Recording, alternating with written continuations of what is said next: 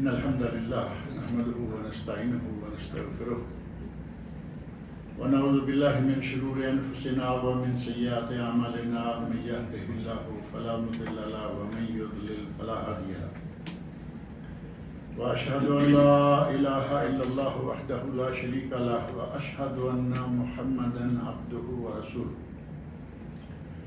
أما بعد فإن خير الحديث كتاب الله وخير الهدي هدي محمد صلى الله عليه وسلم وشر الأمور محدثاتها وكل محدثة بدعة وكل بدعة ضلالة وكل ضلالة في النار رب اشرح لي صدري ويسر لي أمري واحلل عقدة من لساني يفقهوا قولي رب أعوذ بك من همزات الشياطين وأعوذ بك رب أن يحضرون أعوذ بالله السميع العليم من الشيطان الرجيم ولله على الناس حج البيت من استطاع إليه سبيلا ومن كفر فإن الله غني عن العالمين. ہر قسم کی تعریف و توصیف اور حمد و ثنا خالق کائنات مالک ارض و سما کے لیے ہے جس نے ہمیں ان گنت نعمتوں سے نواز رکھا ہے. اس نے ہمیں مسلمان بنایا، حضرت محمد رسول اللہ صلی اللہ علیہ وسلم کا امتی بنایا اور ہمیں وہ دین عطا کیا جو تمام ادیان سے اعلیٰ، کامل اور مکمل دین ہے. اور خود اللہ رب العزت نے اس بات کی شہادت قرآن کریم میں سورۃ المائدہ کی آیت نمبر 3 میں دی، الیوم اکملت لکم دینکم واتممت علیکم نعمتی ورضیت لکم الاسلام دینا. وہ کامل و مکمل دین الحمدللہ اللہ رب العزت نے ہمیں عطا فرمایا جس میں کوئی کمی، کوئی عیب، کسی قسم کا کوئی تشنگی باقی نہیں ہے. اور اس کی ان بے شمار نعمتوں میں سے ہی ایک نعمت یہ بھی ہے کہ وہ ہمیں سال میں کئی مواقع ایسے مہیا کرتا ہے کہ جن میں آدمی کچھ کر لے، کچھ کما لے، کچھ نیکیاں جمع کر لے اور کچھ گناہ بخشوا لے. ایک موسم ختم ہوتا ہے، دوسرا آ جاتا ہے، دوسرا ختم ہوتا ہے، تیسرا آ جاتا ہے.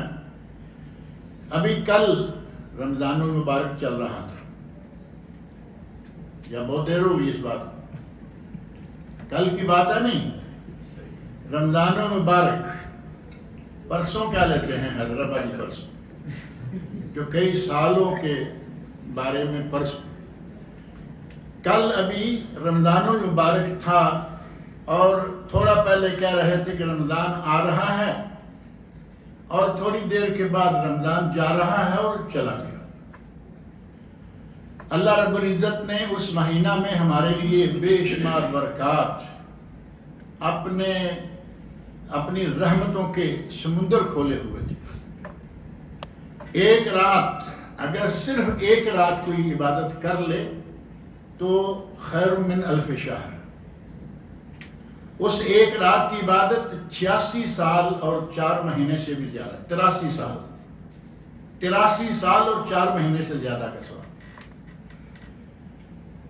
اللہ نے جن کو توفیق دی انہوں نے اس رات کو پایا، رمضان کا قیام کیا، دن کے صیام کیے اور اس مہینے میں کچھ کما لیا. جنہوں نے کما لیا ان کو مبارک ہو، اور جنہوں نے گوا لیا اللہ تعالیٰ ان کو ہدایت دے. توبہ کا دروازہ اللہ نے ہمیشہ کھلا رکھا ہے. انسان کی زندگی آخری لمحات جب غرغرہ شروع ہوتا ہے، غرغرہ تو معروف لفظ ہے نا، مرتے وقت جو گلے سے آواز نکلتی ہے، نبی اکرم صلی اللہ علیہ وسلم فرماتے ہیں کہ توبہ کا دروازہ تب تک کھلا ہے جب تک کہ ما لم یغرغر، جب تک کہ بندے کی آخری سانسیں نہ شروع ہو جائیں. اور دنیا کے اعتبار سے توبہ کا دروازہ تب تک کھلا ہے حتی تطلع الشمس من مغربها، یہاں تک کہ سورج مشرق سے نکلنے کی بجائے مغرب سے نکلا ہے. اللہ رب العزت کا یہ بھی ہم پر بہت بڑا احسان ہے۔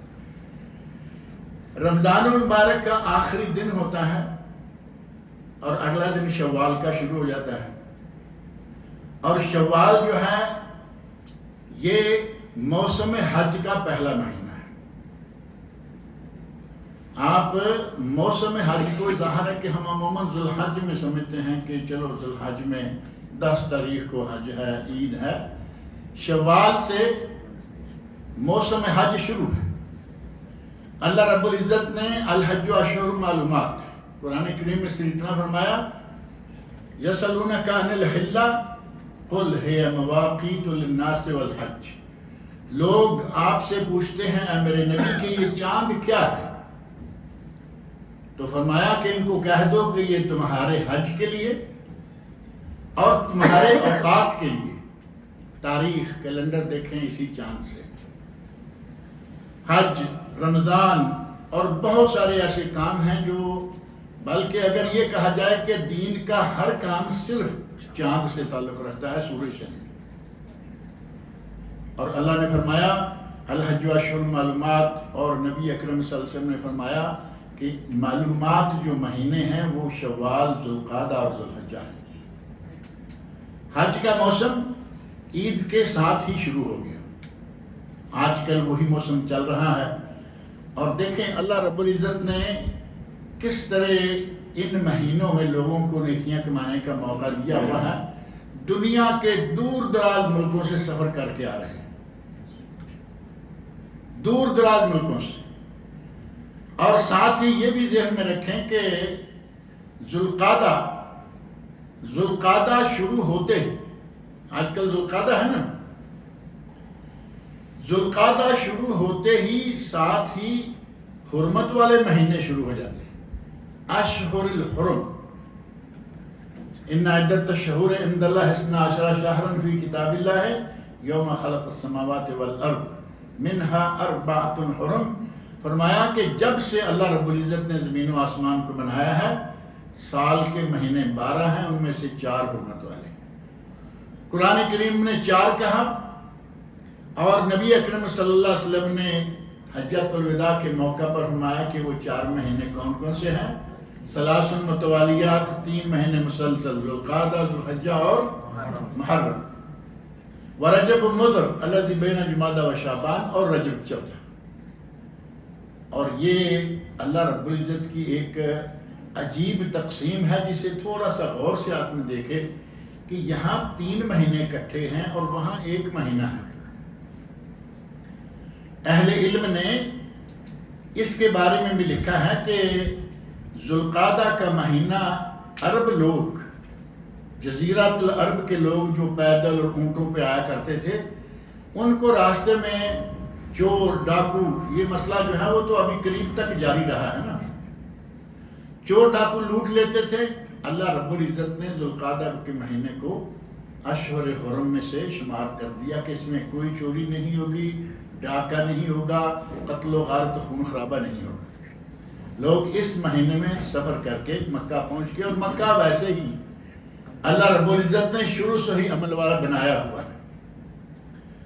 مکہ والوں کو تو اللہ نے اتنی عظمت دے رکھی ہے کہ کہیں دنیا کے کسی کونے میں ہوں اور کوئی ان کو پکڑ لے، چور ڈاکو کچھ بھی، اور ان کا صرف ایک لفظ، میں نے غالباً ایک درس میں یہ بات کہی تھی، انہیں وہ کہہ دینا کہ میں حرمی ہوں۔ میں نے اسے یہ بھی کہا تھا کہ حرامی نہیں، یہ بھی ذہن میں رکھیں کیونکہ وہ قریب ہی ہے۔ حرامی نہیں، میں حرمی ہوں، یعنی میں حرم مکہ سے آیا ہوں۔ ڈاکو اور چور تک اسے چھوڑ دیا کرتے تھے۔ اللہ رب العزت نے اتنا مقام اور عظمت مکہ مکرمہ کو دے رکھی، اور مکہ آنے والوں کے لیے ذوالقعدہ کا مہینہ اللہ رب العزت نے اسے بھی حرمت والا مہینہ بنا دیا، اور مکہ سے حج کر کے واپس جانے والوں کے لیے محرم کا مہینہ بھی اشہر حرم میں سے کر دیا، اور ذوالحج تو ظاہر ہے کہ وہ مکہ میں ہیں۔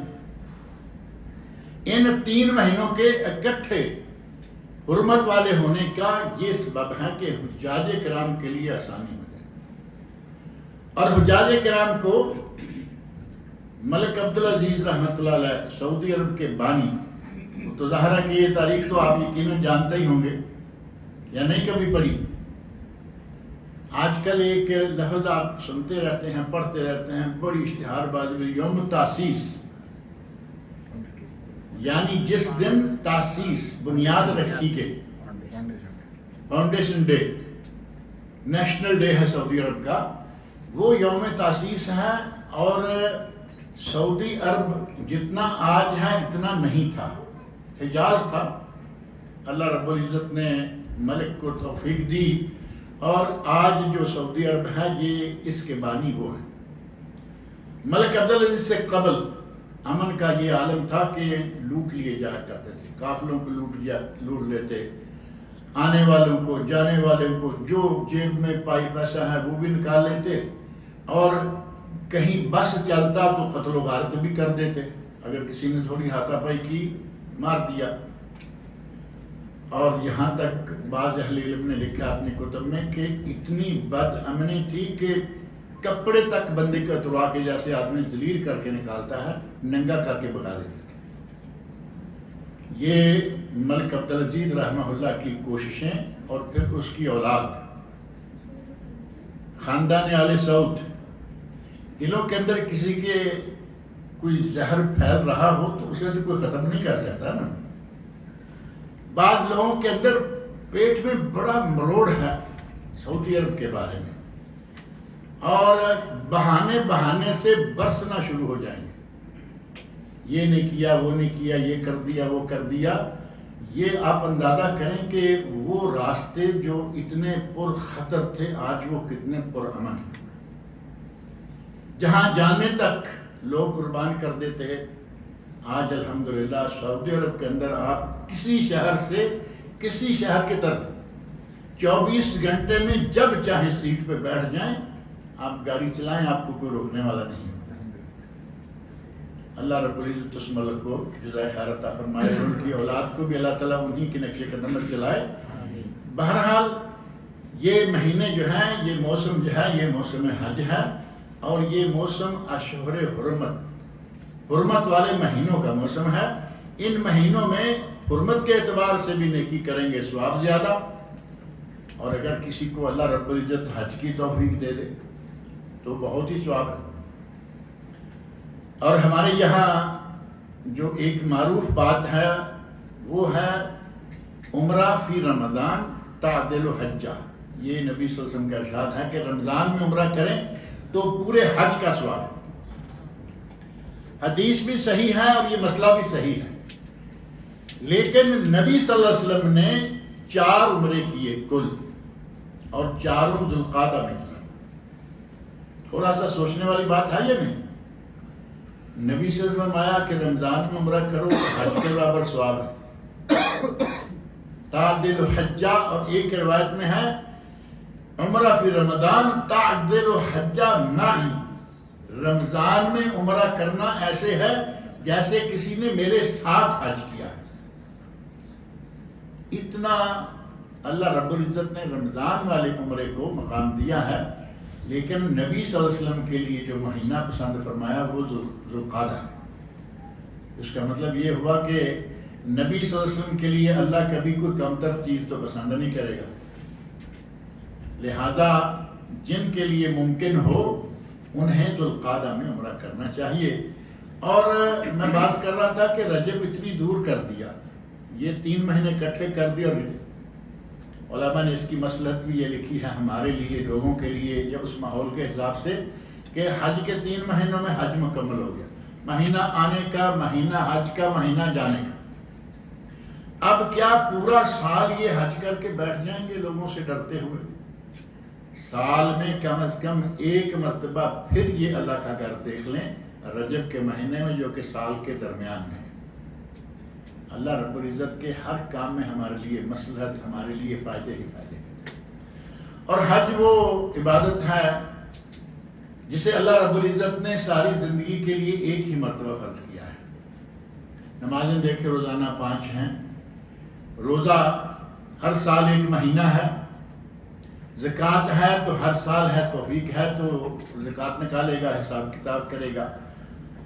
اور حج توفیق ہے تو پوری عمر میں ایک بار، ایک مرتبہ کر لیا، دوبارہ اس پہ حج فرض نہیں ہوگا۔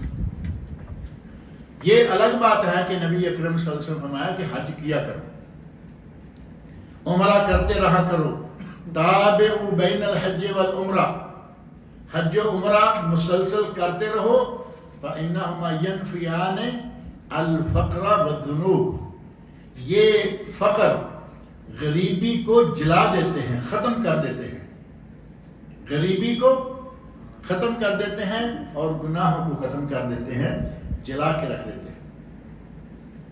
تو حج و عمرہ کرتے رہنا چاہیے سال میں جب بھی اللہ تعالیٰ موقع دے، اور اگر کسی کو اللہ نے توفیق دے رکھی ہے تو 5 سال میں تو کم از کم ایک مرتبہ کر لینا چاہیے۔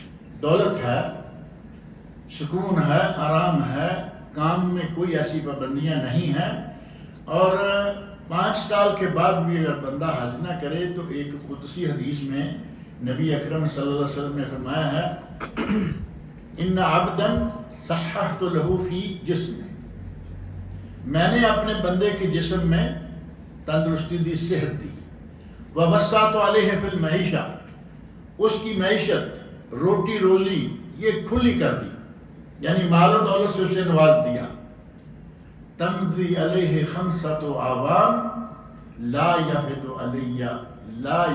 الی لمحروم، اس پر 5 سال گزر جاتے ہیں اور میرے پاس نہیں آتا، کتنا محروم انسان ہے۔ یعنی نفل حج جو ہے وہ بھی کم از کم 5 سال کے بعد ایک مرتبہ کر لینا چاہیے، اور جنہیں اللہ ہر سال 2 سال کے بعد توفیق دیتا ہے الحمدللہ، لیکن 5 سال میں ایک مرتبہ ضرور کر لیں۔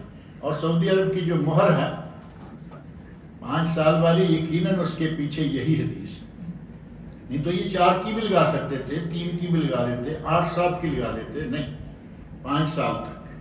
اور یہ حدیث شریف میں، حدیث بھی قدسی، اللہ رب العزت کا ارشاد نبی اکرم صلی اللہ علیہ وسلم کی زبان مبارک سے، ساری عمر میں ایک مرتبہ فرض، اور عبادت وہ کہ یہ مجموعہ عبادات ہے، ایک عبادت بھی نہیں، مجموعہ ہے، اس میں مالی عبادت ہے، پیسہ خرچ ہوتا ہے، اور آج کل تو پیکج کافی مہنگے ہو گئے ہیں، مالی عبادت، اس میں جانی بدنی عبادت، اور بہت زیادہ رش میں آپ کو معلوم ہے کہ کیا حال ہوتا ہے، رش میں بعض دفعہ ایسا ہے کہ چاروں طرف سے اتنا پریشر ہے کہ آپ اگر پاؤں اٹھا لیں تو شاید آپ نیچے گرنے نہ پائیں، اتنا آپ کو چاروں طرف سے دبا کے رکھا ہوا۔ ان حالات میں آپ جا کے حج کریں گے، مشقت تو ہوگی، خواتین، کمزور، بوڑھے، ان کے لیے تو بہت ہی زیادہ مشقت ہے۔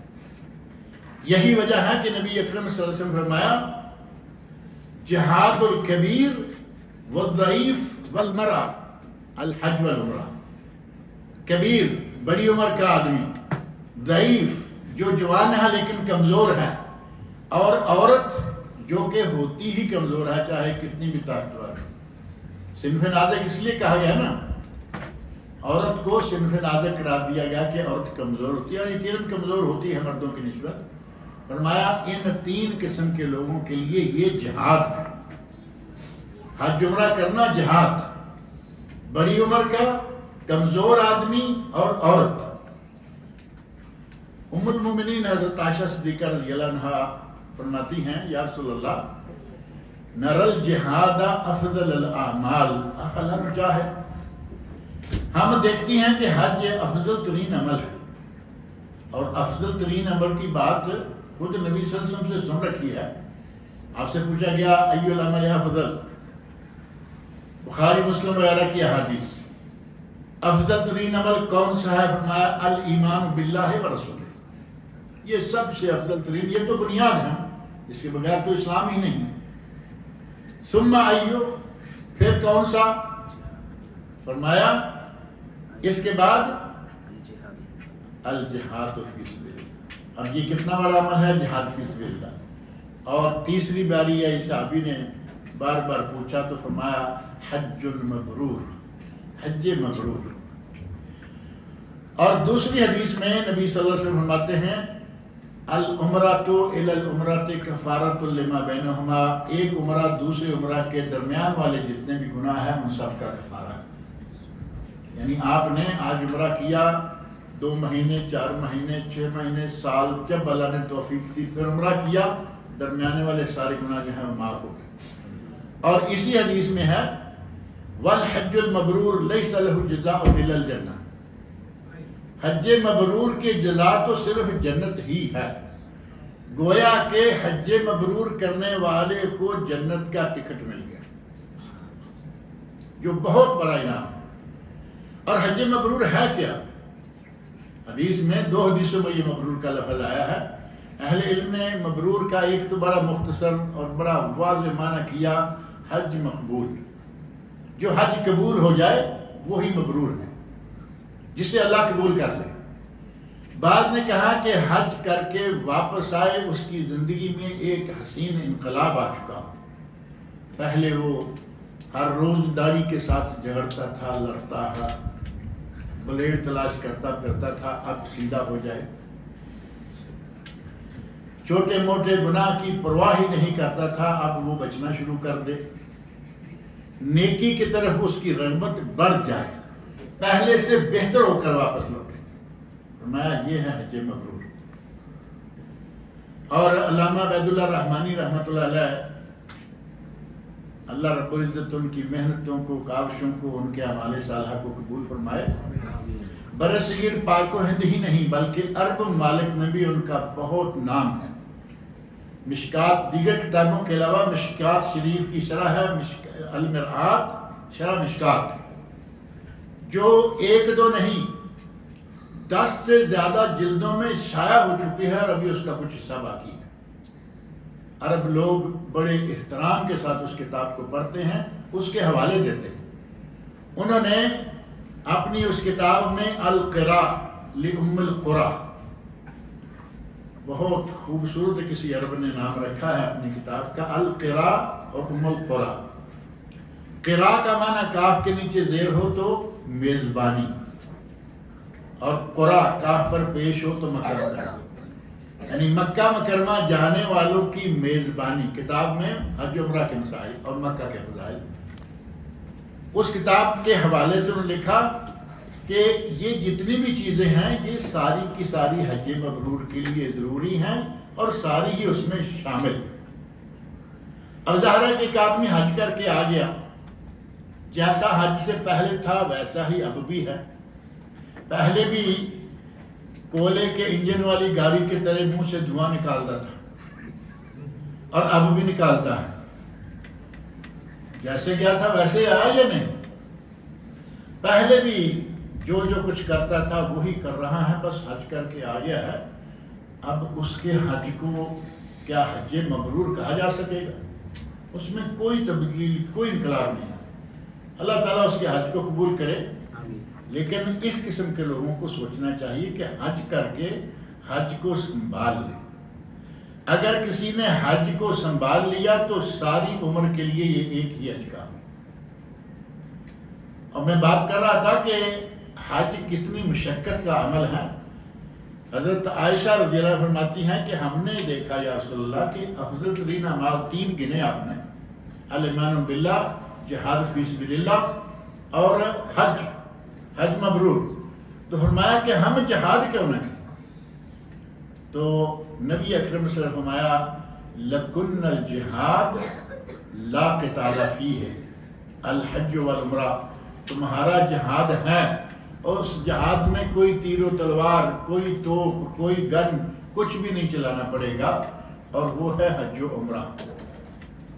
عورتوں کے لیے حج و عمرہ جہاد، بڑی عمر کے لوگوں کے لیے، کمزور لوگوں کے لیے اور خواتین کے لیے جہاد کے برابر ہے۔ جہاں لوگ جاتے ہیں، مال بھی خرچ کرتے ہیں اور جان بھی قربان کر کے شہادت بھی پاتے ہیں، اتنا اجر و ثواب جو ہے وہ عورتوں کو، بوڑھوں کو، کمزوروں کو حج کرنے سے، عمرہ کرنے سے مل جاتا ہے۔ نبی اکرم صلی اللہ علیہ وسلم نے حج و عمرہ کے بہت سارے فضائل بیان فرمائے ہیں۔ فرمایا کہ زندگی کے پہلے سارے گناہ ختم ہو جاتے ہیں۔ آپ اندازہ کریں کہ ایک آدمی 50-60 سال سے اپنی زندگی اپنی مرضی سے گزار رہا ہے اور وہ حج کر لے اور اس کے 60 سال کے گناہ سارے کے سارے معاف ہو جائے، اسے کیا چاہیے؟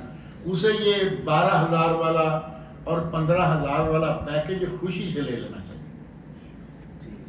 کیا خیال ہے؟ ہم پیکج کا سن کے یقیناً گھبراتے ہیں کہ لو جی پہلے ایسے ہی ہوتا تھا، جعلیات والے فری لے کے جاتے تھے، اور ہم نے بے شمار لوگوں کو جعلیات کے راستے سے فری حج کروائے۔ کئی لوگ یہاں موجود ہوں گے۔ پہلے فری تھا، پھر جعلیات والوں نے 1,000 ریال شروع کیا کہ تھوڑا سا خرچہ، اور اس کے بعد آہستہ آہستہ پتہ چلا کہ جعلیات والے پورے سعودی عرب سے آدھا مکہ بھر دیتے ہیں لا کے اپنے حاجیوں سے۔ تو جعلیات والوں کو کہا گیا کہ تمہاری مہربانی، آج کے بعد تم اپنے بندے لے کے آؤ۔ مجبوری ہو گئی، جعلیات والوں نے ہینڈز اپ کر لیا۔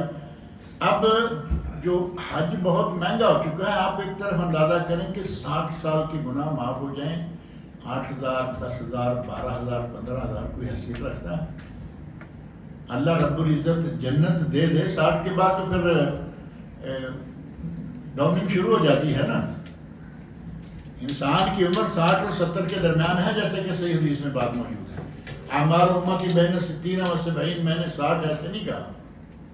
60 کے بعد پتہ نہیں کس وقت غبارے سے ہوا نکل جائے، لہذا جسے اللہ توفیق دے اس مرتبہ نکل گیا ہے، آئندہ سال صحیح اللہ تعالیٰ زندہ رکھے، صحت توفیق کے ساتھ رکھے، مال و دولت کی ریل پیل رکھے۔ حج میں تاخیر نہیں کرنی چاہیے، یہ بہت بڑا عمل ہے۔ نبی اکرم صلی اللہ علیہ وسلم فرماتے ہیں من حجا لم یرفث ولم یفسق رجع من ذنوبہ کیوم ولدتہ امہ۔ بخاری و مسلم کی حدیث ہے کہ جس نے حج کیا، حج کے دوران کوئی شہوانی حرکت نہیں، بیوی ساتھ ہے تو گھر میں لوگ ہے نا کچھ بھی نہ کرتے کرتے کچھ نہ کچھ کرتے رہتے ہیں۔ حج میں احرام کے دوران کچھ بھی نہیں کرنا۔ زیادہ سے زیادہ اگر غیر ارادی طور پر نیت نہیں تھی، ارادہ نہیں تھا، عورت کو ہاتھ لگ گیا، اور جس انداز سے آج کل حج ہو رہا ہے رش، وہاں اپنی عورت تو کیا، وہاں تو پتہ نہیں ہوتا کہ کتنی عورتوں کو ہاتھ لگ جائے۔ وہاں رش میں نماز پڑھنے کے لیے کھڑے ہو گئے، رش اتنا ہے کہ کبھی کبھی ایسا ہوا ہے کہ رکوع جو ہے اگلے کی کمر پہ کرنا پڑا، نیچے جانے کی جگہ نہیں چلا۔ اور ایک حج کا موقع ایسا آیا، اللہ تعالیٰ قبول فرمائے، ساری نماز کھڑے کھڑے 4 رکعتیں پڑھنی پڑی، رکوع بھی نہیں کر سکتے، بس نیت کے ساتھ ہی کہ ہم حرم میں ہیں اور جماعت ہو رہی ہے۔ اس رش میں کیا عورت سے ٹچ کرنا کوئی گناہ ہوگا؟ اور اگر کوئی بد نیت ہے، اگر کوئی بد نیت ہے اور بد نیتی سے وہ غیر تو کیا اپنی بیوی کو بھی ٹچ کرے گا تو اس کا گناہ جو ہے اس کے ذمہ آ جائے گا، کیونکہ احرام کی حالت میں یہ ساری چیزیں منع۔ اگر کوئی شہوانی حرکت نہ کی، ولم یفسق، اور کوئی گناہ نہیں کیا، یعنی دوسرے کو گناہ ہے وہ بھی کوئی نہیں کیا، رجع من ذنوبہ کیوم ولدتہ امہ، وہ گناہوں سے اس طرح پاک ہو کے لوٹے گا جیسے آج اس کی ماں نے اسے جنم دیا۔ جیسے پہلے دن کا بچہ پاک دنیا میں آتا ہے گناہوں سے، اس کا رجسٹر سفید ہوتا ہے، نہیں کوئی گناہ نہیں، اسی طرح حاجی جو ہے صحیح حج کر کے آ جائے تو وہ تمام گناہوں سے پاک ہو جاتا ہے۔ حضرت عمر بن عاص رضی اللہ عنہ، ان کا واقعہ اسلام قبول کرنے کا واقعہ بڑا مشہور ہے۔ نبی صلی اللہ علیہ وسلم کے پاس آئے، صحیح مسلم میں یہ واقعہ ہے۔ نبی صلی اللہ علیہ وسلم کے پاس آئے اور کہتے ہیں یا رسول اللہ میں بیعت کرنا چاہتا ہوں، اپنا ہاتھ آگے بڑھائیے۔ نبی صلی اللہ علیہ وسلم نے اپنا دست مبارک آگے بڑھایا۔ اب اسے چاہیے تھا نا کہ ہاتھ ملاتا تاکہ بیعت ہوتی، اس نے اپنا ہاتھ واپس کر لیا۔ اچھا عمر کیا بات ہے، عبداللہ کیا بات ہے، عمر بن عاص عبداللہ کے والد، عمر کیا بات ہے؟ کہتے ہیں کہ یا رسول اللہ میں ایک شرط پر بیعت کرنا چاہتا ہوں۔ بتاؤ کیا شرط ہے؟ کہا میں اس شرط پر بیعت کرنا چاہتا ہوں کہ میرے آج سے پہلے جتنے بڑے چھوٹے درمیانے گناہ ہیں وہ سارے کے سارے معاف ہو جائیں۔ شرط کتنی زبردست، ظاہر کو نہیں اس وقت تک پتہ نہیں کہ کیا ہوگا۔ نبی اکرم صلی اللہ علیہ وسلم نے فرمایا 3 چیزیں، ایک ہجرت، اگر کوئی اسلام کی خاطر، دین کی خاطر، اپنا دین بچانے کے لیے ہجرت کرتا ہے ایک جگہ سے دوسری جگہ، الہجرت تہدم ما کان قبلہا، جتنے بھی گناہ اس ہجرت سے پہلے اس نے کیے ہوئے ہیں اللہ تعالیٰ سارے معاف کر دے۔ والحج، جو ہمارا آج کا موضوع ہے، والحج یہدم ما کان قبلہ، اور حج جو ہے وہ پہلے تمام گناہوں کو ختم کر دیتا ہے۔ والاسلام یہدم ما کان قبلہ، اگر کوئی کفر سے اسلام میں آ جاتا ہے، 60 سال کا ہے، 70 کا ہے، 80 کا ہے، اسلام قبول کر لے، اس کے پہلے سارے گناہ ختم ہو۔ اور یہ چیز آپ کے سامنے پہلے سے بھی موجود ہے، آپ تاریخ پڑھیں، قرآن کریم کو دیکھیں۔ جو موسیٰ علیہ السلام کے سامنے جادوگر تھے، انہوں نے کتنی نمازیں پڑھی؟ معروف ہے نا واقعہ قرآن کریم میں۔ ادھر انہوں نے ایمان قبول کیا، ادھر فرعون نے انہیں قتل کروا دیا، پھانسی لگوا دیا۔ اللہ رب العزت نے ان کا صرف ایمان لانا ہی ان کے لیے جنت کا باعث بنا دیا۔ آدمی نیک نیتی سے حج کر لے تو سمجھیں کہ اس کا بیڑا پار ہو گیا انشاءاللہ، اور واپس آ کے اس کو سنبھال لے، بس یہ مسئلہ ہے صرف سنبھالنے کا۔ خاتون جا رہی تھی، ہمارے یہاں جو سنبھالتے ہیں مومن، خاتون جا رہی تھی تو اس نے کہیں کھیتوں میں سے گزرتے گزرتے اپنی گٹری رکھی اور تھوڑا فصل کے اندر جا کے اپنی حاجت کے لیے بیٹھ گئی۔ باہر نکلی، دیکھا کہ میری گٹری نہیں ہے، دیکھا کہ ایک آدمی جا رہا ہے اور گٹری اس کے ہاتھ میں ہے اور ابھی قریب ہی ہے۔ آواز دی، کہا بیٹا حاجیہ، حاجی یا حاجی بیٹا، مقصد یہ ہے کہ تم حاجی ہو، یہ گٹری میری ہے۔ اسے پتہ چل گیا کہ بھائی گڑیا نے دیکھ لیا ہے، گٹری لے کے آیا، کہتا ہے کہ اماں اور باتیں تو چھوڑ دو، معاف کر دو، گٹری تمہاری ہے، ایک بات مجھے بتا دو کہ آپ کو کس نے بتایا کہ میں حاجی ہوں؟ اس نے کہا یہ کام حاجی ہی کر سکتے ہیں۔ اب اس قسم کے آدمی نے کیا اپنے حج کو سنبھالا؟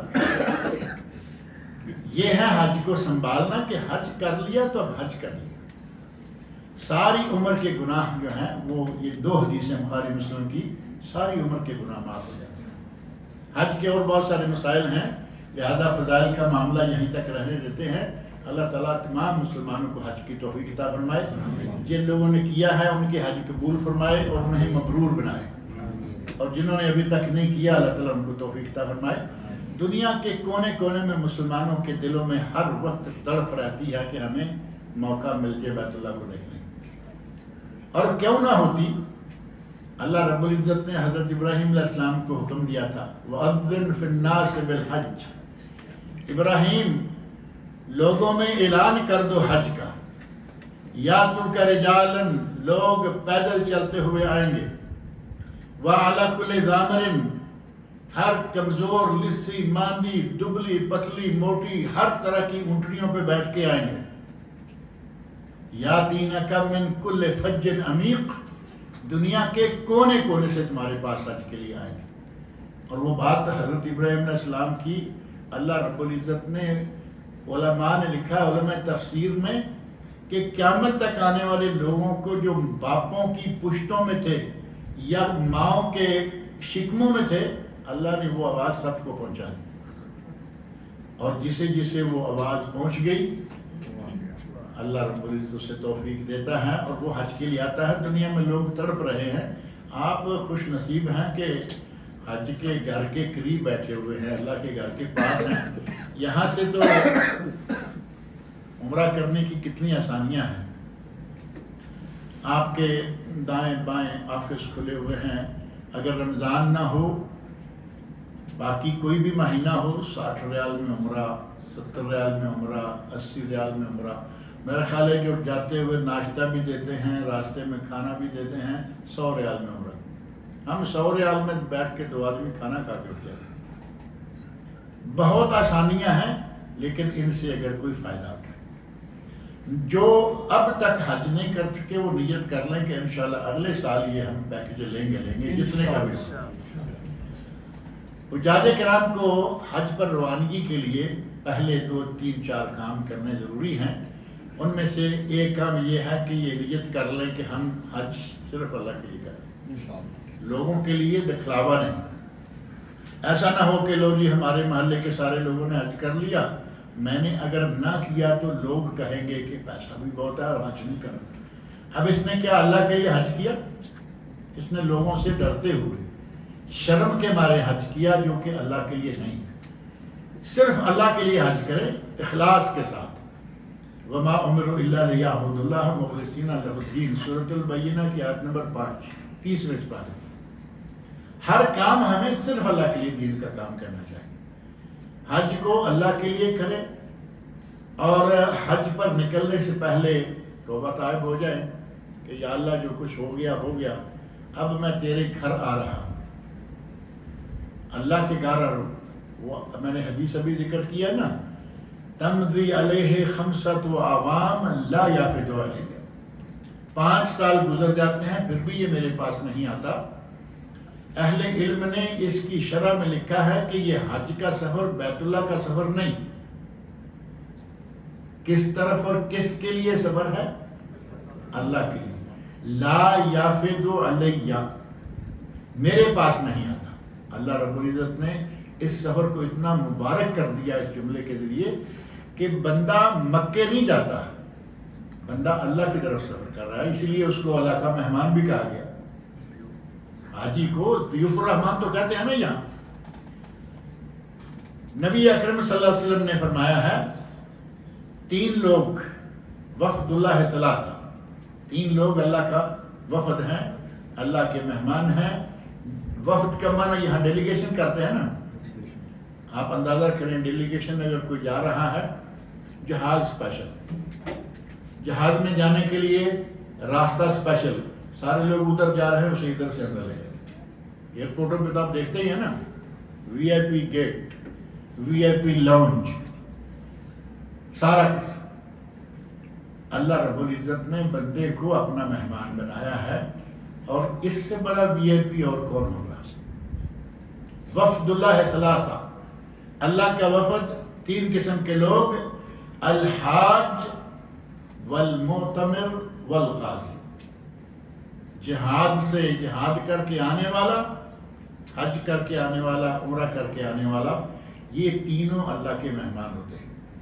اور یہاں آج کل یا تھوڑے دنوں کے بعد آپ سڑکوں پہ دیکھیں گے ضیوف الرحمان، ضیوف الرحمان، کب سے میسج آ رہے ہیں ضیوف الرحمان کے لیے مختلف جمعیتوں کی طرف سے، پانی کا انتظام شرکت کر سکتے ہو، ثواب لے سکتے ہو، فلاں چیز کا انتظام ثواب لے سکتے ہو، میسج آ رہے ہوں گے کہ نا، یہ ضیوف الرحمان ہوتے ہیں۔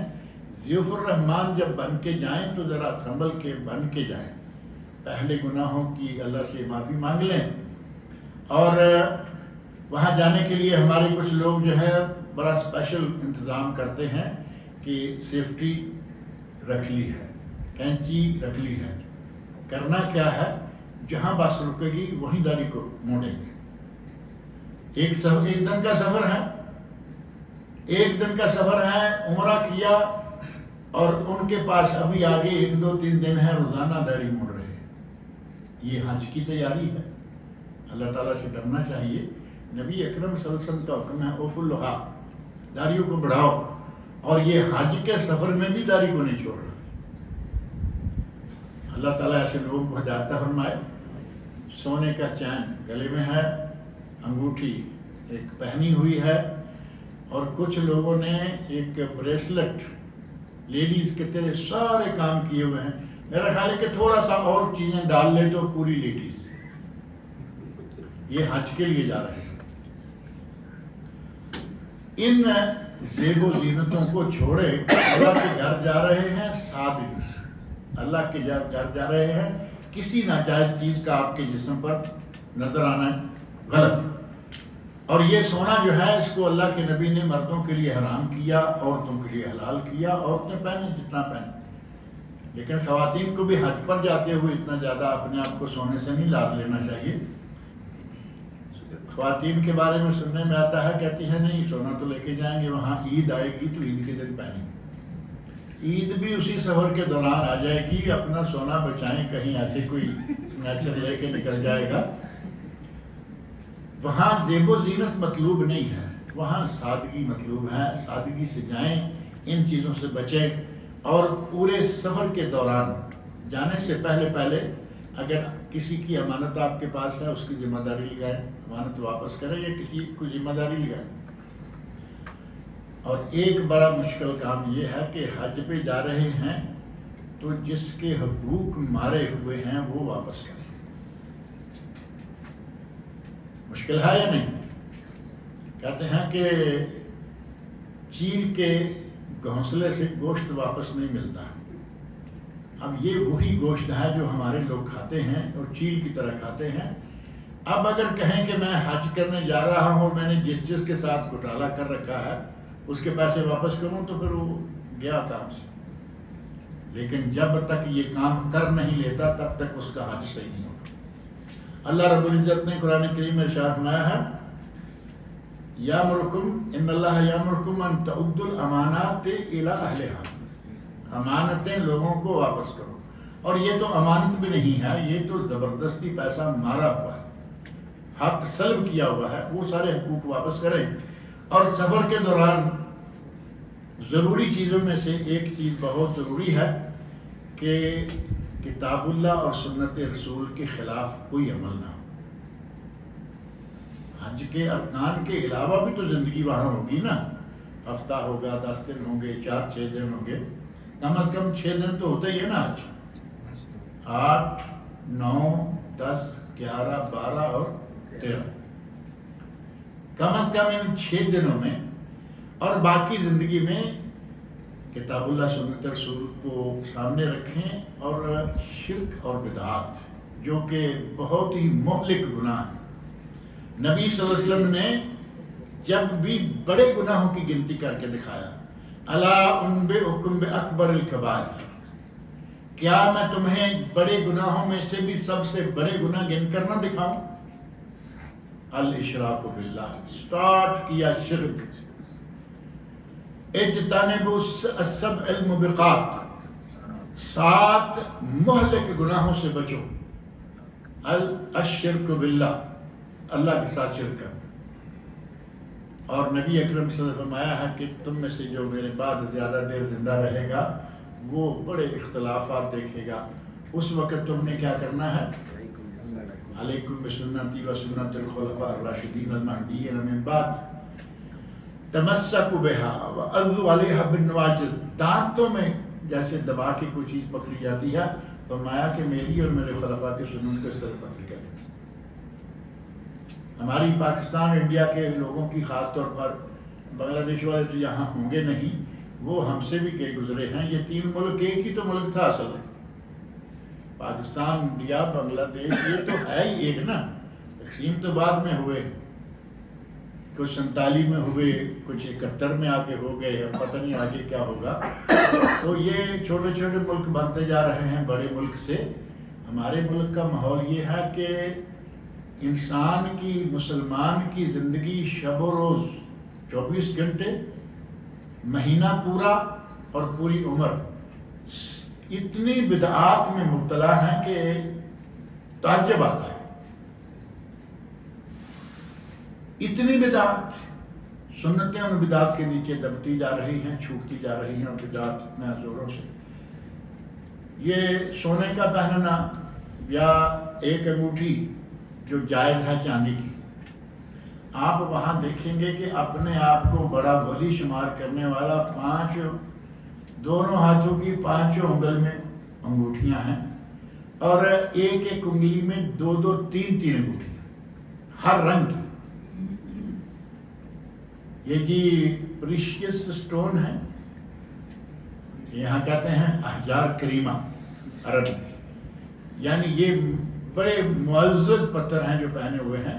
اللہ کے ایک بندو پتھر معزز کیسے ہوگا؟ حضرت عمر فاروق کا واقعہ شاید اپنے وقت پر آگے جا کے آتا ہے. یہ نہیں، حجر اسود جسے نبی صلی اللہ علیہ وسلم فرما رہے ہیں کہ وہ جنت سے آیا، سفید تھا برف سے بھی زیادہ. مشرکین مکہ کے یا دنیا بھر کے مشرکین نے اس کو اپنے گناہوں سے کالا کر دیا. اس پتھر کے سامنے کھڑے ہیں عمر فاروق رضی اللہ عنہ. اس سے بڑا کریم پتھر دنیا میں کوئی ہوگا؟ ہم کہتے ہیں جی یہ فروزہ ہے اور یہ فلاں ہے، یہ رنگ بدلتا ہے، اس کے رنگ بدلنے کے ساتھ قسمت بدلتی ہے. وہ بدقسمتیاں لاتا ہے، وہ ہمیں دکھتی نہیں. عمر فاروق رضی اللہ عنہ سامنے حجر اسود ہے، اس کو مخاطب ہو کے کہہ رہے ہیں انی لعالم انک حجر. حجر اسود، انی لعالم انک حجر، میں جانتا ہوں کہ تو پتھر ہے. لولا انی رأیت رسول اللہ صلی اللہ علیہ وسلم یقبلک ما قبلت.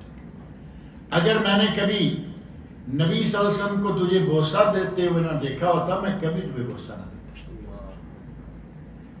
یہ تھا سنت کا اہتمام، سنت کے ساتھ پیار. ہم پتہ نہیں کہاں کہاں سے پتھر اٹھا کے لا کے رکھا، ڈھیر لگایا ہوا ہے رنگ برنگے پتھروں کا، بڑے مہنگے بیچ رہے ہیں، 2 4. شرک اور بدعات سے بچ کے رہیں. اللہ کو جہاں بھی آپ رہیں اللہ کو یاد رکھیں. یہ نہ ہو کہ حج کے موقع پر بھی آپ سے شرک ہو رہا ہے. وہاں بھی کچھ چیزیں ایسی ہیں کہ ہمارے دماغ سے نکلتی نہیں. ایک واقعہ میں کئی مرتبہ ذکر کرتا رہتا ہوں کہ حاجی صاحب آئے ہوئے ہیں مکہ مکرمہ میں، بیمار ہو گئے. اب بیمار ہو جانا تو کوئی ایسی بات نہیں ہے نا کہ بیمار کیوں ہو گیا. تھکا ہوا آیا، ٹھنڈے میں بیٹھ گیا، اسی چل رہا تھا، گڑبڑ ہو گئی. ٹھنڈا پی لیا، گلے میں گڑبڑ ہوئی، بخار بھی آ گیا، بیمار ہو گئے. کوئی بات نہیں، دعا کھاؤ، اللہ سے دعا مانگو. لیکن ہماری عادت وہ تھی مکہ میں بیٹھ کر اپنے گھر میں فون کرتا ہے بھائی کو، یار ایک بکرا داتا دربار چڑھا دینا، میری ذرا طبیعت خراب ہے. یہ اللہ کے گھر میں آ کے غیر اللہ کو پکار رہا ہے. اس سے بڑا مشرک اور کون ہوگا؟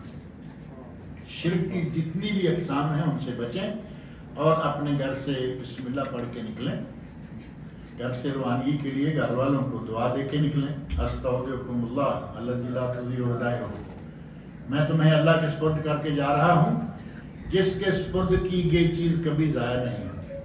ہم باتیں کرتے ہوئے ہنستے ہوئے نکل جاتے ہیں، دعا پتہ ہی نہیں کیا ہے یا کیا نہیں. اور گھر والے استودع اللہ دینک و امانتک و خواتیم عملک، یہ اس کو دعا دیں. جہاں بھی جاؤ خیر سے رہو، دین پر رہو، خاتمہ بالخیر. دعا دیتے ہوئے گھر سے نکلیں، بسم اللہ توکلت علی اللہ ولا حول ولا قوۃ الا باللہ. دعا معروف ہے، لیکن بعض اہل علم نے کہا کہ اس کی سند پر کچھ کلام ہے. چلیے دوسری دعا جو بالکل سند کے اعتبار سے صحیح ہے، اللہم انی اعوذ بک ان اضل او اضل او ازل او ازل او اظلم او اظلم او اجہل او اجہل یجہل علیہ او اجہل او یجہل علیہ. کوئی لفظ مشکل ہے ان میں؟ سارے آسان ہیں یا نہیں؟ اللہم انی اعوذ بک ان اضل، اے اللہ میں تیری پناہ مانگتا ہوں کہ میں گمراہ ہو جاؤں یا مجھے کوئی گمراہ کر دے. وَأَعُوذُ بِكَ أَنْ أَضِلَّ، اے اللہ میں تیری پناہ مانگتا ہوں کہ میں کہیں پھسل جاؤں. اور اضل، یا مجھے کوئی پھسلا دے. کتنی زبردست دعا، کتنے بہترین الفاظ ہیں. او اظلم او اظلم، میں کسی پر ظلم کروں یا کوئی مجھ پر ظلم کرے. او اجہل او یجہل علیہ، یا میں کسی کے ساتھ جہالت سے پیش آؤں یا مجھ سے کوئی جہالت سے پیش آئے. یعنی جو ہاتھا پائی اور یہ وہ عام ہوتا ہے. دعا کریں تاکہ پورے سفر میں ہاتھا پائی کی نوبت نہ آئے، کیونکہ حج کے سفر میں خاص طور پر یہ لڑائی جھگڑا تو بالکل ہی نہیں ہونا چاہیے. قرآن کریم میں اللہ رب العزت نے فرمایا کہ جس نے حج کا ارادہ کر لیا اس کے لیے ضروری ہے کہ وہ نہ رفث، نہ فسوق اور نہ جدال، شہوانی حرکت بھی نہیں، کوئی گناہ بھی نہیں، اور یہ لڑائی جھگڑا جو ہے یہ بھی نہیں۔ یہ قرآن کریم میں ہے۔ لہذا اچھی نیت کے ساتھ کہ ہم کسی سے راستے میں لڑیں گے نہیں، جھگڑیں گے نہیں، روانہ ہوں، سواری پر بیٹھیں، سواری پر بیٹھنے کی دعائیں آپ کے سامنے معروف ہیں۔ حضرت نوح علیہ السلام والی دعا بسم اللہ یاد ہے نہیں؟ بسم اللہ مجرہا و مرساہا ان ربی لغفور رحیم۔ یہ ہے نوح علیہ السلام جب کشتی پہ بیٹھے، اللہ نے سکھلائی کہ نوح کشتی پہ بیٹھو اور یہ کہتے ہوئے بیٹھو۔ اب ہم کشتیوں پہ نہیں بیٹھتے لیکن ہماری سواریاں کشتیاں ہی ہیں۔ اونٹ پہ بیٹھنے والی دعا جو ہے ہم گاڑی پہ کرتے ہیں، ٹرین پہ کرتے ہیں، جہاز پہ کرتے ہیں۔ پھر 3 مرتبہ اللہ اکبر اللہ اکبر اللہ اکبر سبحان الذی سخر لنا ھذا وما كنا له اللهم سخر لنا ھذا وما كنا له مقرنین وانا الى ربنا لمنقلبون۔ یہ دعا کریں، اور راستے میں جب نکلیں تو اس وقت اللہم اطوِ عنا بعدا، اے اللہ یہ ہمارا جو سفر ہے اس کی لمبائی کو کم کر دیں۔ دعا میں یہ الفاظ موجود ہیں، وَاطْوِ عَنَّا بُعْدًا اللہم انت صاحب السفر والخلیفہ فی الارض اللہم انا نعوذ بک من وعثاء السفر وکآبۃ المنظر وسوء المنقلب فی المال والأہل۔ یہ دعائیں ہیں، یہ دعائیں کرتے ہوئے روانہ ہو جائیں، راستے میں لڑائی جھگڑا نہ کریں۔ ہمارے یہاں گاڑی میں بیٹھتے ہی لڑائی شروع ہو جاتی ہے، نہیں یہ تو سیٹ میری ہے، اسی پہ کھاتا شروع ہو گیا۔ جہاز والوں کو تو یہ مسئلہ نہیں ہوتا، گاڑی والوں کو یہ مسئلے رہتے ہیں۔ راستے میں پھر لڑائی ہو گئی۔ اللہ رب العزت نے قرآن کریم میں، نبی اکرم صلی اللہ علیہ وسلم نے حدیث شریف میں ہمیں اجازت دی ہے کہ سفر میں قصر کر لیں، 2 رکھتے ہیں 4 والی، سنتے ختم، فجر کی 2 سنتے اور وتر یہ پڑھ لیں۔ یہاں لڑائی کے کیوں ہم ایسا کریں گے؟ جمع کا حکم موجود ہے کہ ظہر عصر دونوں کو، چاہے ظہر میں چاہے عصر میں، تقدیم یا تاخیر پڑھ لیں۔ یہاں جھگڑا کیوں کریں گے؟ ہر نماز اس کے وقت پر پڑھیں۔ یہاں بھی جھگڑا اور مینا میں اس سے بھی زیادہ جھگڑا، اور آگے جا کے عرفات میں، مزدلفہ میں، ہر جگہ یہ جھگڑا۔ اپنے آپ کو جھگڑے سے محفوظ رکھیں۔ جو سنت ہے حجت النبی، ہمیں اپنی مرضی سے یا مولوی کی مرضی سے حج نہیں کرنا چاہیے۔ ہمیں اللہ رب العزت نے قرآن کریم میں اور نبی اکرم صلی اللہ علیہ وسلم نے حدیث شریف میں ساری ہدایات دے رکھی۔ صحیح حدیث سے ثابت جو حج ہے وہ کریں۔ اس کے موقع پہ انشاءاللہ جو چیزیں ثابت ہیں وہ ذکر کریں گے۔ آپ اپنی میقات پر پہنچ گئے، میقات سے آپ نے احرام باندھنا ہے۔ یہاں آپ کو اپنے حج کی نوعیت طے کرنی ہوگی کہ کون سا حج کرنے جا رہے ہیں۔ افراد صرف حج، قران حج اور عمرہ، تمتع میقات سے عمرہ اور مکے سے حج۔ 3 شکلیں ہیں، ان کی تینوں کی نیت بھی الگ الگ ہے۔ تلبیہ شروع کرنے سے پہلے اگر آپ نے افراد کرنا ہے تو اللہم لبیک حجا، بس اب لبیک اللہم لبیک۔ اگر آپ نے قران کرنا ہے تو اس کے لیے قربانی ساتھ ہونا چاہیے۔ اگر قربانی ساتھ نہیں تو وہ قران نہیں کر سکتا۔ اور ہمارے یہاں کہتے ہیں جی نہیں ہماری جیب میں قربانی، بکرا جیب میں آ جاتا ہے۔ ٹکٹ لیا ہے کسی سے، بینک سے لیا، اپنی کمپنی سے لیا، وہ قربانی ہے لیکن جانور نہیں۔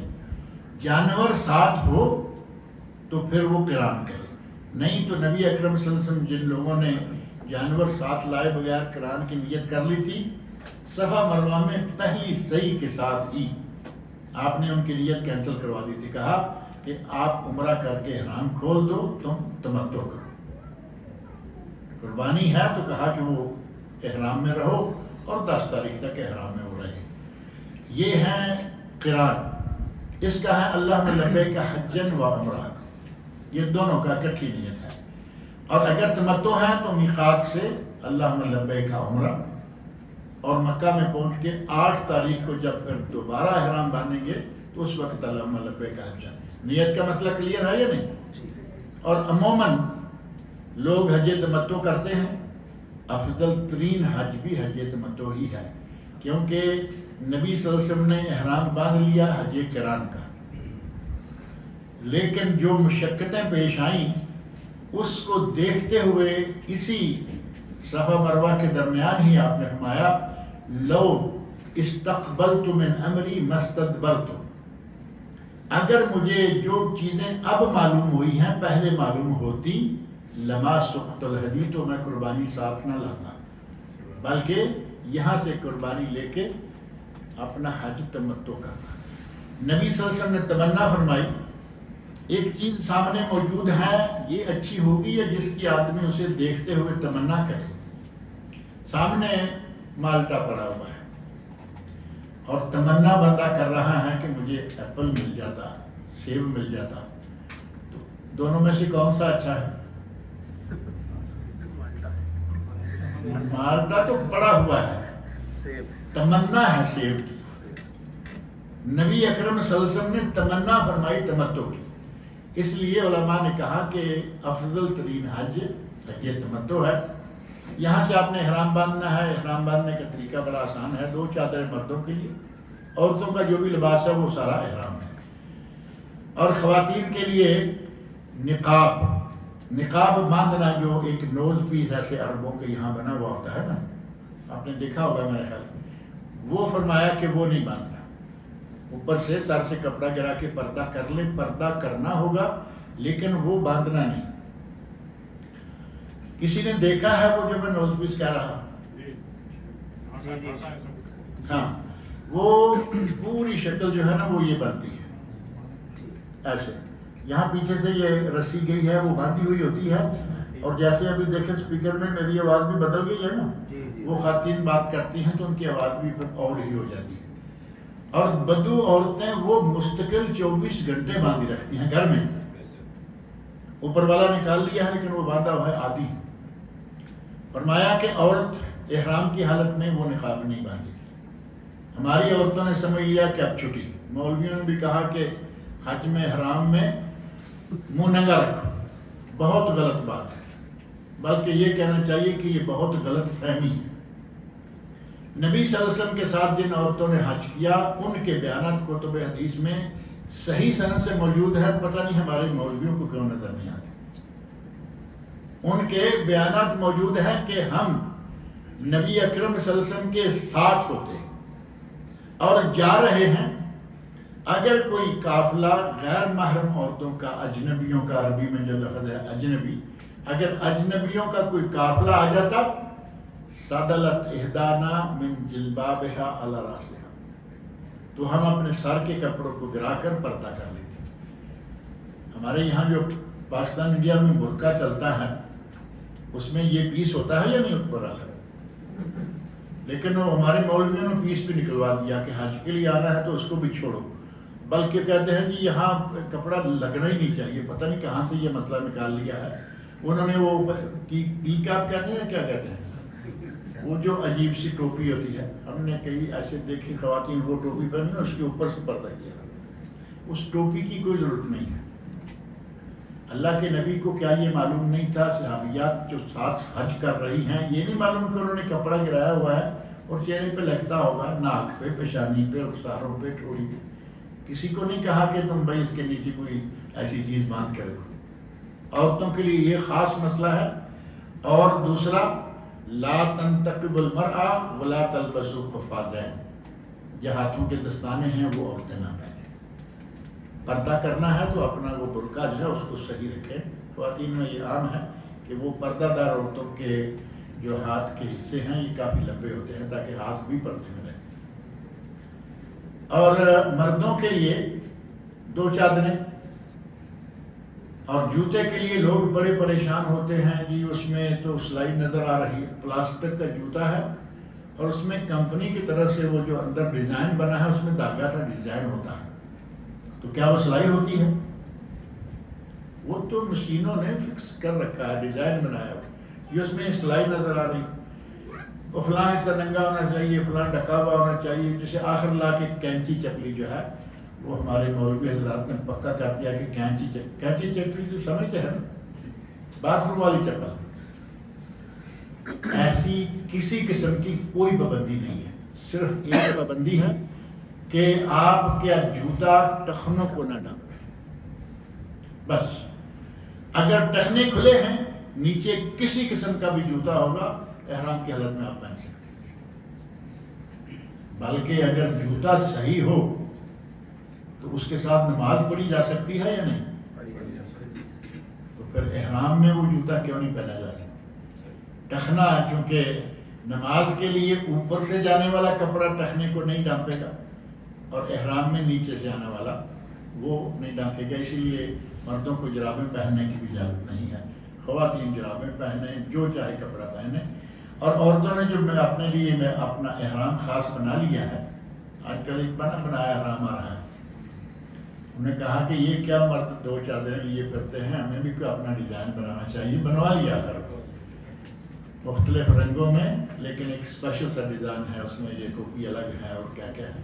بہرحال خواتین کے لیے مرد احرام باندھنے سے پہلے جتنی چاہیں خوشبو لگا لیں، لیکن وہ جسم کو لگائے، کپڑے کو نہ لگے ڈائریکٹ۔ بعد میں جسم سے کپڑے کو لگ جائے کوئی منع نہیں، لیکن کپڑے کو ڈائریکٹ نہ لگے۔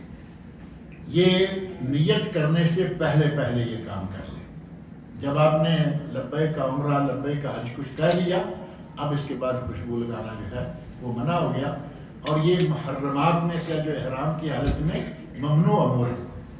بال کاٹنا، ناخن تراشنا، خوشبو لگانا، سلا ہوا کپڑا پہن لینا جو جسم کے برابر سلا ہوا۔ ایک احرام آیا ہے، چند سال پہلے پاس ہوا تھا، لیکن پتہ نہیں ابھی وہ پھیلا ہے یا نہیں۔ دارالافتاء میں باقاعدہ ایک احرام پیش کیا گیا، اس میں سلائی ہے، لیکن وہ ہے کیسے؟ جیسے ہمارے بنگلہ دیش کے لوگ اور شاید تامل اور کچھ لوگ لنگی ایک باندھتے ہیں جو گول ہوتی ہے، وہ ایسے کپڑے کی طرح کھلی نہیں ہوتی بلکہ گول ہے سلائی کے ساتھ، تو ایسے اس کو اوپر سے پھینکتے ہیں، نیچے لا کے گرا لگا دیتے ہیں، ہے نا ایسی لنگی ہے۔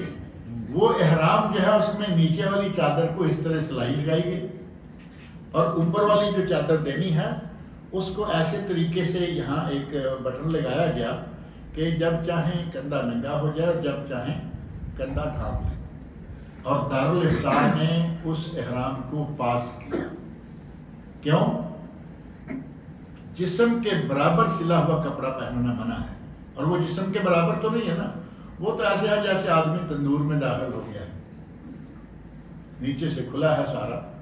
اگر ٹانگوں کو درمیان سے الگ کر دیا گیا ہوتا، درمیان میں سلائی لگائی ہوتی، پاجامہ کی شکل ہو جاتی، منع ہے۔ بہرحال اس احرام کے دوران منگنی کرنا، کروانا، نکاح کرنا، کروانا، شکار کرنا، یہ ساری چیزیں منع ہے، اور شکار کرنے کے ساتھ ساتھ کچھ موذی جانور ہیں ان کو آپ مار سکتے ہیں، ان میں سانپ ہے، بچھو ہے، کہیں کو نکل آئے مار دیں۔ بعض لوگ بہت پریشان ہو جاتے ہیں، یہ اچانک کیسے کاکروچ میرے پاؤں پہ آ گیا، میں نے اس کو مار دیا۔ اچھا کیا، کوئی حرج نہیں، یہ کاکروچ بھی موذی جانوروں کیڑوں مکوڑوں میں آتا ہے، اور یہ ظاہر ہے کہ وہاں بلڈنگوں میں نیچے کے منزل میں خاص طور پر ہوتے ہیں، لہذا اس سے گھبرانے کی کوئی ضرورت نہیں۔ آپ نے میقات سے غسل کر لیا، یا جہاز والے اپنے گھر سے غسل کر کے جہاز میں بیٹھ گئے، ابھی تک آپ کی یہ چادریں ہیں، اوپر والی بھی نیچے والی بھی، ابھی احرام نے جب اللہم لبیک یہ کہہ لیا تو وہی چادریں، عورتوں کا وہی لباس جو ہے وہ احرام بن گیا۔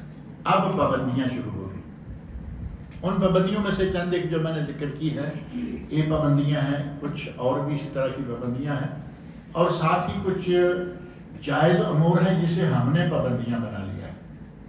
مثلا احرام کی حالت میں آدمی ضرورت پڑے فرض تو بھی غسل کرے گا، اور فرض ضرورت نہیں پڑی، ایسے گرمی لگی، پسینہ آیا، غسل کرنے کو جی چاہتا ہے، پانی کی گنجائش موجود ہے، غسل کر لیں، کوئی منع نہیں۔ صحابہ کرام نے نبی صلی اللہ علیہ وسلم کے ساتھ سفر کے دوران غسل کیا، حتیٰ کہ حضرت عمر فاروق رضی اللہ عنہ ایک صحابی کو کہتے ہیں، تعال اباقی کا، آؤ میرے ساتھ غوطہ لگا کے دیکھو سانس کس کی لمبی۔ اگر اس طرح پانی میں سر ڈھک گیا ہے کوئی بات نہیں، لیکن احرام کی حالت میں ٹوپی پہننا، جس کے بغیر ہماری نماز نہیں ہوتی، وہاں پہنے گا تو حج نہیں ہوتا۔ ٹوپی پہننا، سر کو ڈھانپنا، پگڑی سے، ٹوپی سے، کسی چیز سے بالکل منع ہے۔ سر کو ننگا رکھنا ہے، لیکن گرمی کے لیے آپ چھتری، امبریلا استعمال کر سکتے ہیں۔ ایک امبریلا آج کل آیا ہے بڑا اسپیشل قسم کا، وہ ٹوپی کی طرح سر کے اوپر ایسے بندھا ہوا ہے اور اوپر سے وہ کہیں ہوا ڈال رہا ہے، دیکھا ہوگا آپ نے۔ وہ منع ہے کیونکہ وہ سر کے اوپر باندھا ہوا ہے۔ سر سے اوپر رہے، ہٹ کے رہے، کوئی بات نہیں، لیکن وہ سر کے اوپر باندھ دیں گے اور کہیں سے پنکھا جو ہے وہ سامنے چھوڑ دیا ہے۔ ایک پنکھا اور مل رہا ہے چھوٹا سا، الیکٹرک بھی ہے اور بیٹری بھی ہے، وہ استعمال کر لیں، کوئی بات نہیں، لیکن جو سر پہ باندھتے ہیں وہ جائز نہیں ہے۔ اور سایہ کرنا جائز ہے۔ شیعہ کے یہاں سایہ کرنا، ہر طرح کا سایہ کرنا منع ہے۔ آپ دیکھیں گے کہ شیعہ کی بسیں جا رہی ہوں گی، ان پر حج کے دوران چھت نہیں ہوتی، وہ ننگی بسوں میں سفر کرتے رہتے ہیں، جبکہ سایہ کرنے میں کوئی ایسی نہیں ہے۔ نبی صلی اللہ علیہ وسلم کے لیے منا سے روانگی سے پہلے آگے وادی ہے، ایک اورنا اور ایک نمرہ۔ آج کل وہ وادیاں نظر نہیں آتی، سیدھے عرفات جاتے ہیں لوگ رش کی وجہ سے۔ آپ کے لیے اورنا میں خیمہ لگائے، احرام باندھے ہوئے ہیں، خیمے میں جا کے آرام کیا۔ خیمے میں چھت ہوگی یا نہیں؟ آگے جو عرفات ہیں، چھت میں سارا دن سارے حاجی رہتے ہیں، لیکن شیعہ کا تو آپ کو معلوم ہے، ان کا مذہب بھی کچھ اور ہے، ان کا دین بھی کچھ اور ہے۔ بہرحال سایہ کرنا جائز ہے، نہانا جائز ہے، اور غیر ارادی طور پر کسی اور سے، جیسے میں نے پہلے ذکر کیا، ٹچ ہو جائے، کوئی حرج نہیں ہے کوئی لینے دینے میں۔ اس طرح آپ احرام کا پورا خیال رکھیں کہ جو چیزیں منع ہیں ان سے بچ کے رہیں، اور تلبیہ جو ہے وہ زوردار طریقے سے کریں۔ پورے سفر کے دوران جب تک آپ عمرہ مکمل نہیں کر لیتے تب تک تلبیہ کہیں، اور حرم میں داخل ہو کے تلبیہ جو ہے وہ سمجھیں کہ حرم دیکھ لیا، تلبیہ روک دیں، اب آپ حج کی تیاری شروع کر دیں۔ ہمارے لیے طائف سے لے کر جہاز والوں کے لیے بھی اور پیدل والوں کے لیے، جو گاڑیوں والے ہیں ان کے لیے میقات راستوں میں آئیں گے 5۔ ہماری میقات قرن المنازل، جسے آج کل سیل کبیر کہا جاتا ہے۔ مدینہ منورہ کے لیے ذوالحلیفہ، اور یلملم یمن اور جنوب اس طرف سے آنے والوں کے لیے یلملم، جسے آج کل سعدیہ کہتے ہیں، اور ذات عرق عراق والوں کے لیے، مصر اور شام والوں کے لیے جو ہے جوفہ، جو آج کل رابغ ہے، جوفہ کے ساتھ ہی رابغ ہے۔ آج کل وہ اسٹیشن جو ہے نہانے دھونے کا مسجد رابغ میں ہے، جس کے سامنے جہاز پر ہے تب اور گاڑی پر ہے تب، جس کے سامنے میقات آئے گی وہاں سے احرام باندھے بغیر گزرنا منع۔ نبی اکرم صلی اللہ علیہ وسلم نے 5 مواقیت مقرر فرمائے، اور ساتھ ہی فرمایا ہن لہن ولمن اتی علیہن من غیر اہلہن، یہ ان کے لیے ہیں جو ان راستوں سے آئیں گے، جو یہاں سے جائیں گے اور ان راستوں سے آئیں گے۔ اب مثال کے طور پر ہم یہاں سے ریاض سے سیدھے مکہ جاتے ہیں تو قرن المنازل، اور اگر ریاض سے پہلے مدینہ چلے گئے تو مدینہ کی میراث سے ملیں گے میقات۔ میقات سے آگے گزرتے ہوئے آپ کو تلبیہ رکھنا ہے مسلسل، لبیک اللہم لبیک لبیک لا شریک لک لبیک ان الحمد والنعمت لک والملک لا شریک لک۔ ایک مختصر سا تلبیہ ہے، لبیک الہ الحق لبیک، یہ تو 2-3 لفظ ہیں، یہ بھی یاد کر لینا چاہیے، اور ایک تیسرا بھی ہے۔ بہرحال مختلف تلبیہ جو ہے وہ کہے اچھا ہے، نہیں تو جو معروف ہے وہ تو میرا خیال ہے سب کو یاد ہوتا ہے، اور اگر کسی کو یاد نہیں تو اس سے پہلے یاد کر لیں۔ ایک ہی تو یہ چیز ہے خاص جو آپ نے یاد کرنی ہے، اور وہ حج سے تعلق رکھتی ہے، دعائیں نمازوں سے تعلق رکھتی ہیں، دعائیں مسجد میں داخل ہونا، باتھ روم میں نکلنا، داخل ہونا، یہ تلبیہ صرف آپ کو حج اور عمرہ کے طرف کہنا ہے، لہٰذا یہ ضرور یاد کریں۔ اور تلبیہ کہتے ہوئے اگر کوئی آدمی تھوڑی بلند آواز سے، عورتیں آواز زیادہ نہ نکالیں تلبیہ کی، وہ آپس میں اگر خواتین بیٹھی ہیں تو وہ سن لیں یا وہ خود سن لیں، کافی. مردوں کو زور سے تلبیہ کہنا چاہیے. اور نبی صلی اللہ علیہ وسلم فرماتے ہیں ما من ملب لبا الا لبا معه ما ان یمینہ و شمالہ من شجر و حجر و مدر. تلبیہ کہنے والا جب تلبیہ کہتا ہے نا لبیک اللہم لبیک، تو اس کی آواز سن کر دائیں بائیں جتنے بھی درخت ہیں، پتھر ہیں، مٹی کے ڈھیلے ہیں، وہ سارے کے سارے تلبیہ کہنا شروع کر دیتے. اب آپ کی وجہ سے وہ تلبیہ کہہ رہے ہیں، اجر و ثواب بڑھے گا یا نہیں؟ آپ کا اجر و ثواب جو ہے وہ بہت بڑھ جائے گا. لہذا تلبیہ زور سے کہیں. اور جب آپ مکہ مکرمہ پہنچیں، اگر ممکن ہو تو وہاں ایک جگہ ہے ذی طوا، وہاں غسل کر لیں. لیکن آج کل وہاں ذی طوا پہنچنا، وہاں سے غسل کا موقع ملنا کوئی اتنا آسان نہیں ہے. مکہ جائیں. مکہ میں داخل ہونے کے لیے سنت یہ ہے کہ بالائی جانب سے داخل ہو. بالائی جانب کہاں ہے؟ جس طرف باب الفتح ہے، یہ بالائی جانب شمار ہوتی ہے. اور نکلنے کے لیے زیری جانب جہاں شار ابراہیم خلیل جا رہی ہے، معروف جگہ ہے نا، وہ ڈھلان نظر آتی ہے ویسے ہی. اور مسجد حرام میں داخل ہونے کے لیے سنت کیا ہے؟ نبی اکرم صلی اللہ علیہ وسلم باب بنی شیبہ سے داخل ہوئے تھے. باب بنی شیبہ کہاں ہے؟ آپ باب السلام سے اندر داخل ہوں، سامنے بہت بڑا میدان ہے اس کے بھی، جیسے ہر طرف ہے. باب السلام سے اندر داخل ہوں تو صحیح کا حصہ جو ہے اس سے گزرتے ہی آپ اوپر دیکھیں لکھا ہے باب بنی شیبہ. اس دروازے سے نبی صلی اللہ علیہ وسلم داخل ہوئے. اگر کسی کو توفیق ہو، موقع مل جائے تو تھوڑا گھوم کے وہاں آ جائے، سنت پہ عمل ہو جائے گا. نہیں تو جس دروازے سے بھی داخل ہوگا سارا، اللہ کے نبی نے فرمایا مکہ انا وقفتها ہنا وانا نحرتها ہنا انا وقفتها ہنا. فرمایا کہ مکہ سارے کا سارا طریق ہے. مکہ کلھا طریق و منحر، ذبح کی جگہ بھی ہے اور راستہ بھی ہے، جہاں سے چاہے کوئی آ جائے. لیکن سنت اگر مل جائے تو بہت اچھا ہے.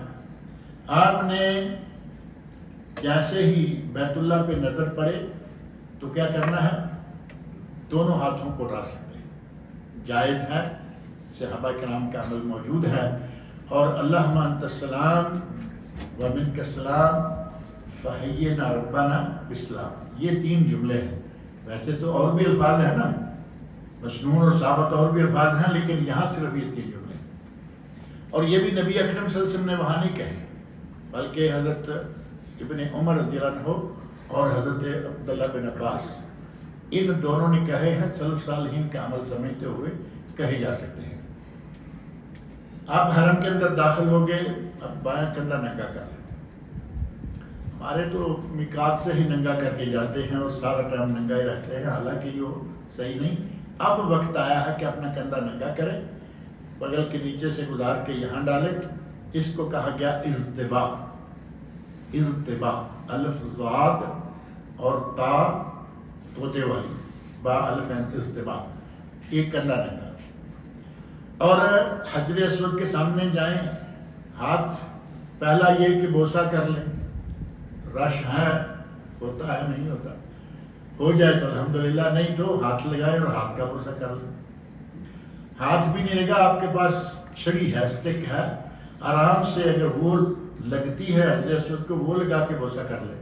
اب یہ بھی نہ ہو کہ وہ کسی کی بغل میں آپ کھول دیں. رش میں تو آگے ہے نا کہ آپ ایسے اندر لے کے جا رہے ہیں، وہ کسی کے پہلو میں چھپ رہی ہے. نہیں، اگر گنجائش ہے، جا رہی ہے تو ٹھیک ہے، اور اگر نہیں تو ہاتھ اونچا کیجئے ایک، اور اللہ اکبر یا بسم اللہ اللہ اکبر یہ کہیے اور روانہ ہو جائیے.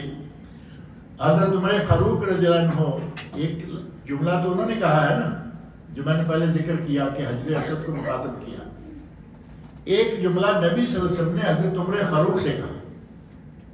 فرمایا یا عمر انک رجل قوی لا تؤذ الضعیف، تو طاقتور آدمی ہے، ضعیف اور کمزور کو اذیت نہ دینا، دھکم پیل کر کے حجر اسود پہ نہیں جانا.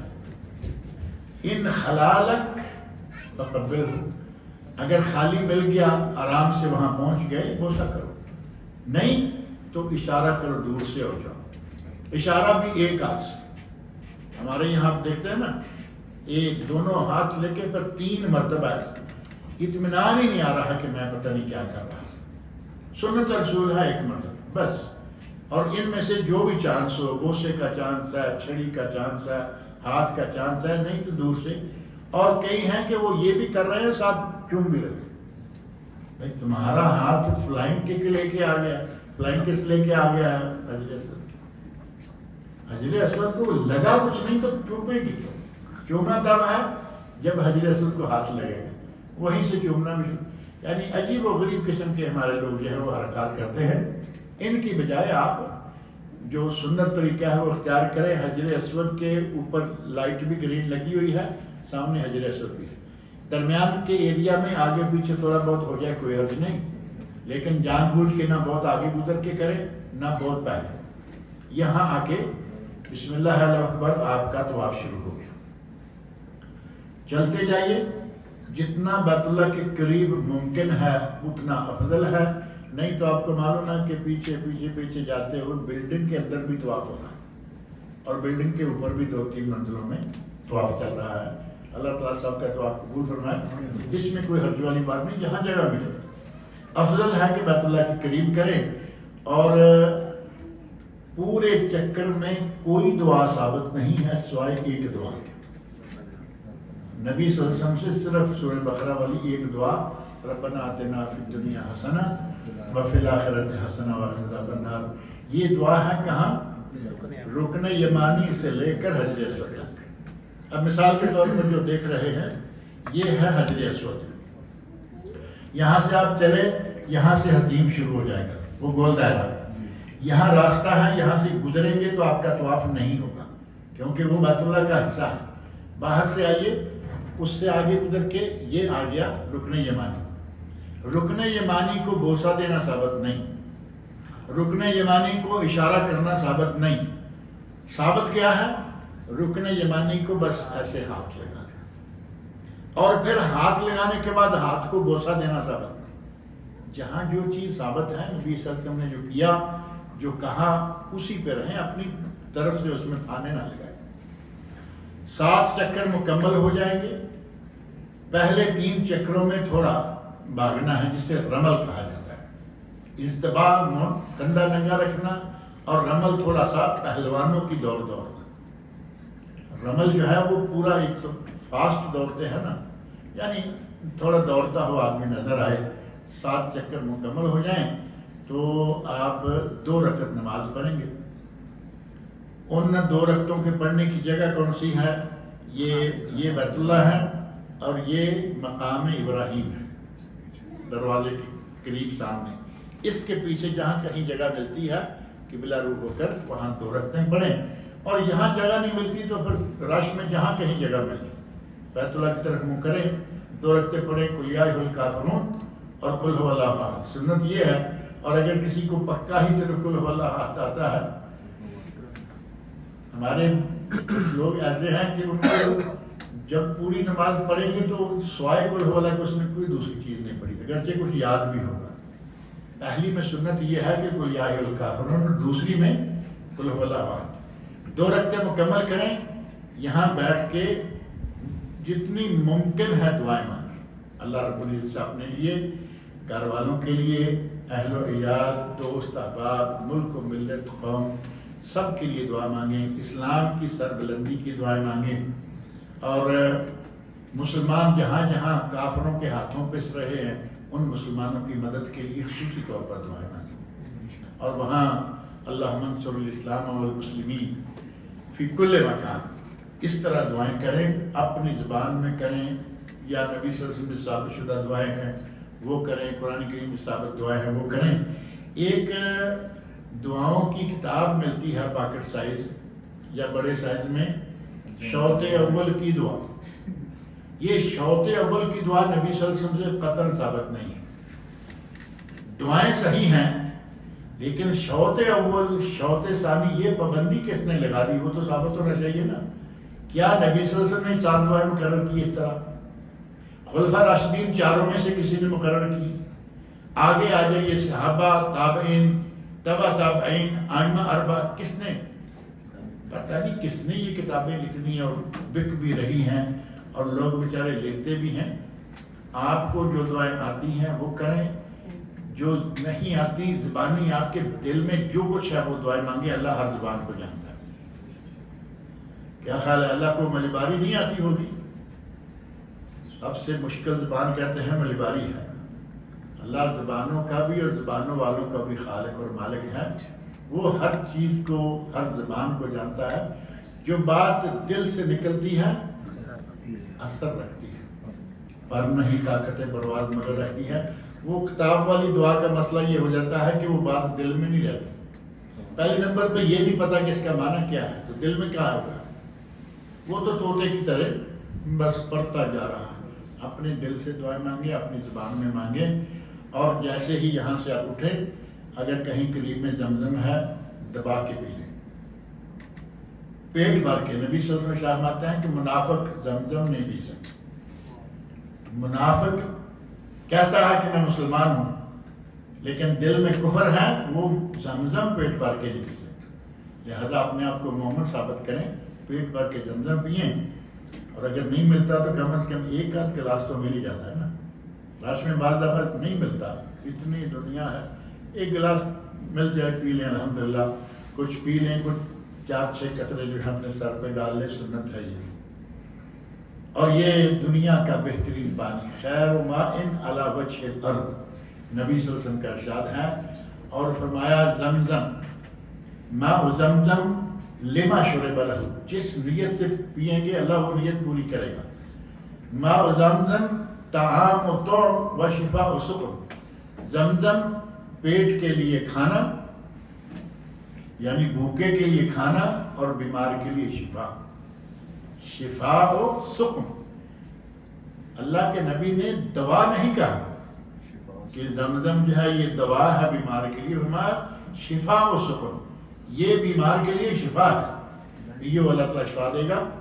اور بہت سارے ایسے واقعات موجود ہیں کہ ڈاکٹروں نے لا علاج کر کے گھر بھیج دیا، کہا کہ اس کے لیے دعائیں کرو، اور انہوں نے کسی نے ٹکٹ لیا، کسی نے گاڑی پہ بیٹھ کے مکہ کا سفر کیا، 4-6 دن وہاں جا کے زمزم پیا۔